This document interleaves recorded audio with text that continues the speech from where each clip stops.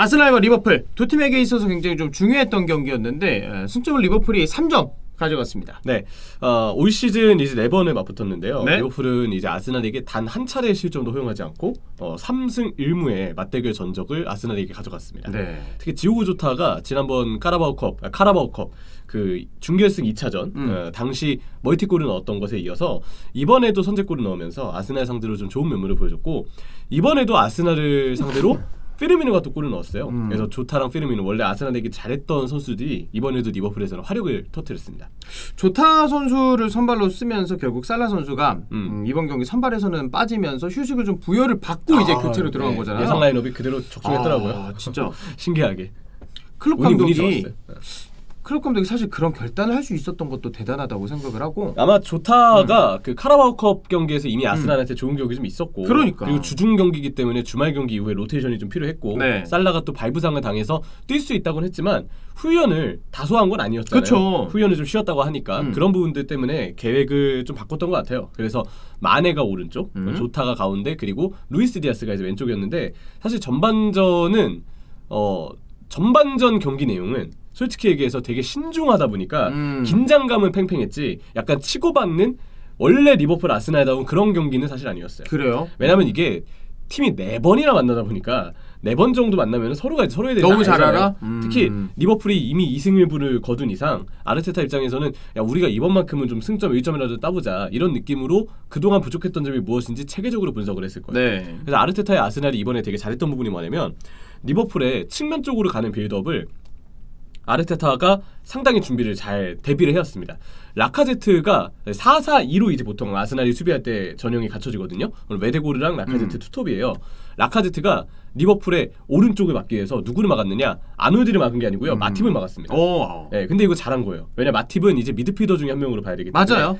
마팁을 막으면서 동시에 마팁이 아놀드나 핸더슨 쪽으로 줄 수 있는 패스 길목을 라카제트가 현명하게 막고 있었습니다. 그리고 오른쪽, 그러니까 리버풀 기준으로 왼쪽 공격은 부카요 사카가 왼쪽에 반다이크, 로버슨 혹은 티아고 쪽에 대한 수비를 가져가면서 특히 티아고 알칸타라를 많이 막았어요. 그래서 사카가 왼쪽 공격을 막고 라카제트가 오른쪽 공격을 막고 가운데 파비뉴를 활용한 리버풀의 빌드업은 웨데고르가 이제 1대1 수비를 하는 방식으로 리버풀의 좌우측 빌드업 핵심들을 한 명씩 묶으면서 이 리버풀의 측면 빌드업이 어렵게 유도를 했어요. 그래서 저는 이거 아스날이 아르테타 감독이 일단 전술 준비는 굉장히 잘한 거다. 네네. 이 생각이 일단 들었고요.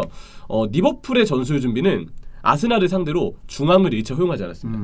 요즘 이제 추맨의 칭찬을 받고 아스날에서 잘하고 있는 선수 누가 있습니까? 웨데고르. 맞아요. 노르웨이의 주장 웨데고르가 있죠. 그리고 웨데고르 옆에서 이 사카라든지 안쪽으로 들어오는 세드릭 수아레스라든지 또 마르티넬리가 박스로 침투했을 때 굉장히 좋은 모습을 보여주죠. 맞죠. 이거는 그만큼 이제 아스날이 중앙 쪽에서 웨데고르의 움직임 또 스미스로가 만약에 선발로 나오면 로우의 움직임 이런 부분을 바탕으로 중앙 쪽에서 최근 빌드업을 굉장히 잘 풀렸다는 거를 의미합니다. 그래서 리버풀이 의도한 거는 우리 무조건 아스날한테 중앙 주면 안 된다. 무조건 수비할 때 폭을 좁혀서 상대를 측면 넓은 공간으로 몰아내자.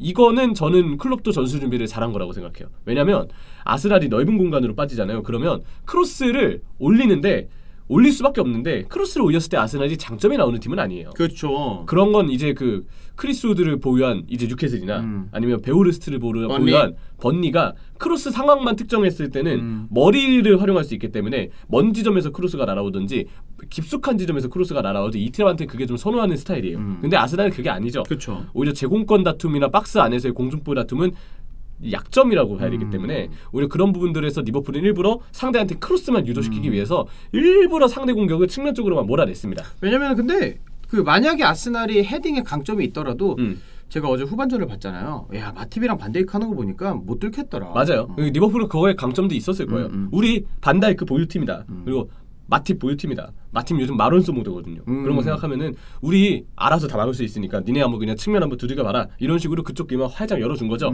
그리고 서로가 전반에 굉장히 신중했어요. 그래서 아스날도 아스날다운 빌드업을 하지 않고 일부러 마가이앙이스를 활용한 롱볼을 좀 많이 보냈는데 마가이앙이스 왼발이 기가 막히더라고요. 그렇죠. 예. 진짜 전방으로 쭉쭉 뻗어나가면서 전방 자원들을 좀 지원하는 그런 장면들이 있었고 전반전에 리버풀도 반다이크 롱패스 아니면 뭐 파비뉴의 롱패스 이런 선수 아놀드 롱패스 이런 선수를 바탕으로 역시 후방에서 롱패스로 한 번에 상대 진영에 나가는 이 시도들이 많았어요. 근데 그렇게 롱패스를 보낸 다음에 빠르게 압박을 걸면서 상대의 빌드업을 방해하려는 수비적인 목적의 경기 운영이 좀 많았다. 결과적으로 서로가 전반 내내 굉장히 팽팽하다라는 느낌이 들었고요.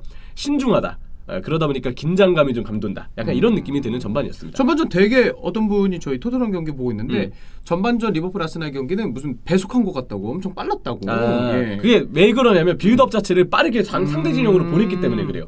이게 수비를 할 때 그 팀의 수비 전형이 상대에 대한 어떤 간파 이후에 명확한 컨셉을 가지고 수비를 했기 때문에 전술적인 팽팽함이 느껴진 거지 템포가 느려지거나 아예 그냥 후방에서 볼만 돌리거나 이런 축구를 하진 않았거든요. 그러니까 시원시원하다는 부분은 이해가 가나 슈팅이 많이 나오는 경기는 아니었어요.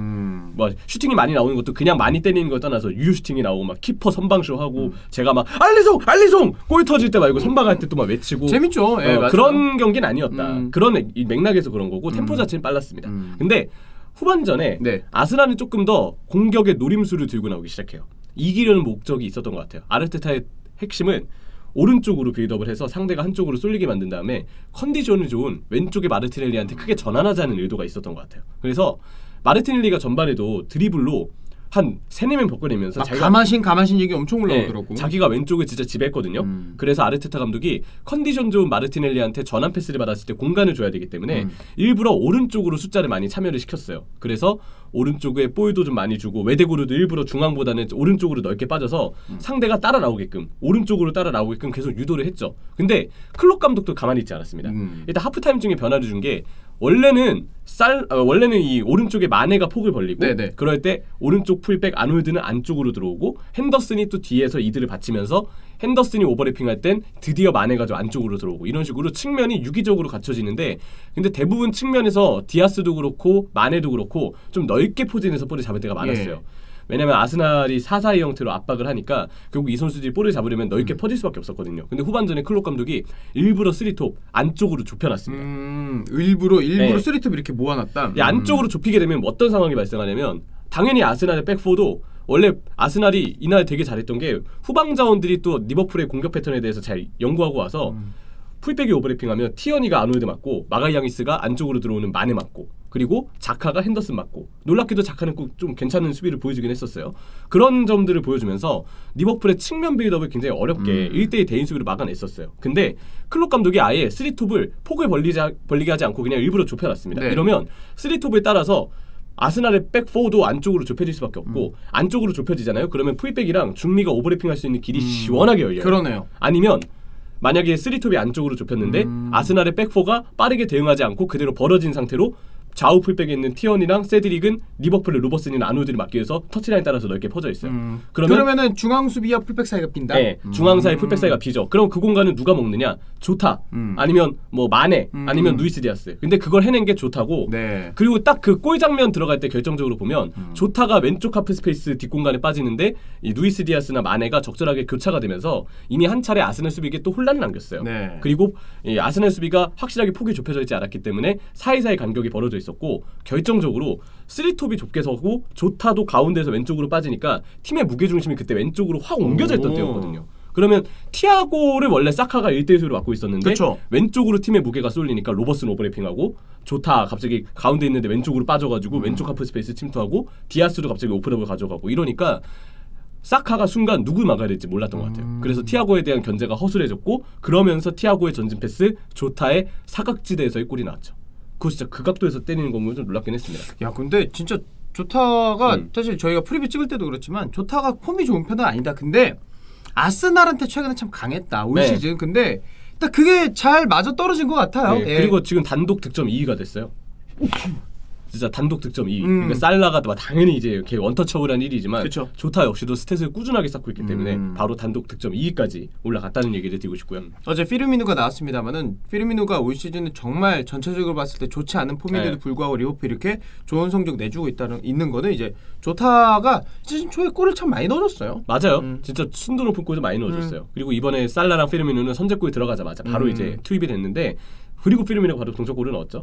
이것 역전골을 넣었죠. 추가골을 넣었죠. 아니, 당신도 이제 아침이라서 약간 정신이 없나 보네요.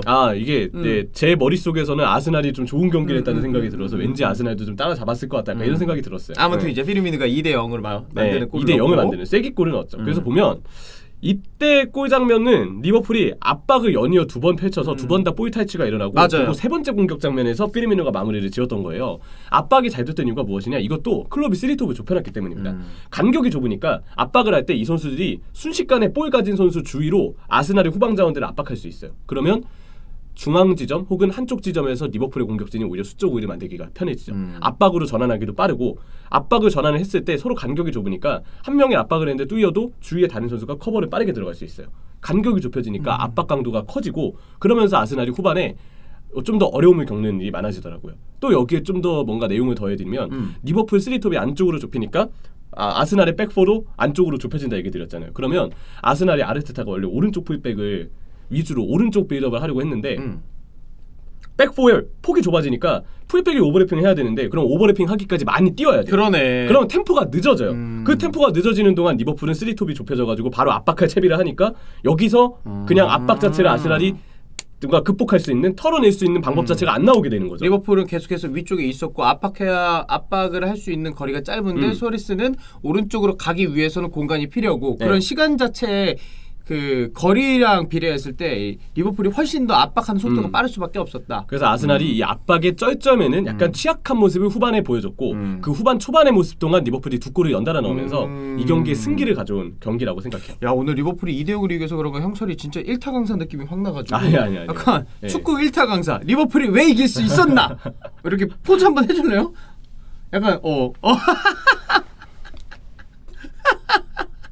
이렇게 하면 근데 나 오늘 파란 옷이야 생각해보니까. 그러네. 이거 완전 중립입니다. 예. 아무튼 첼시, 첼시, 에버튼, 뭐 저기 브라이튼 뭐 이런 색깔이고, 네 이런 느낌으로. 하지만 내 마음은 빨갛다. 약간 이런 느낌으로 마무리해야겠죠. 아무튼 경기를 좀 요약하면 클롭의 리버풀이 역시 아직 그동안 맞춰온 조직력과 선수들의 능력이 있기 때문에 역시 경기 중 전술 변화를 줬을 때 조금 더 짜임새 있게 그때그때 대응이 가능하다. 그리고 전술의 가짓수가 다양하다라는 걸 확인할 수 있었고 아르테타의 아스날도 저는 지난 맞대결보다 긍정적인 모습이 많았어요. 체급차가 좀 줄어든 것 같긴 했어요. 지난 맞대결 때 똑같이 공략당하는 문제점을 이번에도 보여줬다면 그게 좀 문제가 됐겠지만 이번에는 나름 그때 그 벌어지는 공수 간격 그리고 압박을 하고 풀렸을 때 뒷공간 리스크 이거를 자기가 막기 위해서 대응하기 위해서 여러모로 준비를 많이 했다는 게 느껴졌거든요. 물론 리버풀의 압박과 전술 변화에 대응이 되지 않으면서 후반전 밀리긴 했지만 저는 아르테타도 확실히 발전하고 있는 감독이다. 이렇게 느낌을 받았던 경기였어요. 네, 이렇게 4위 경쟁 치열한 상황에서 아스날은 승점을 단 1점도 따내지 못했고 리버풀은 이번에 승점 3점 따면서 맨시티랑 승점 1점 차가 됐어요. 맞아요. 네. 우승 레이스가 또 재밌어지니까 계속 한번 보도록 하죠.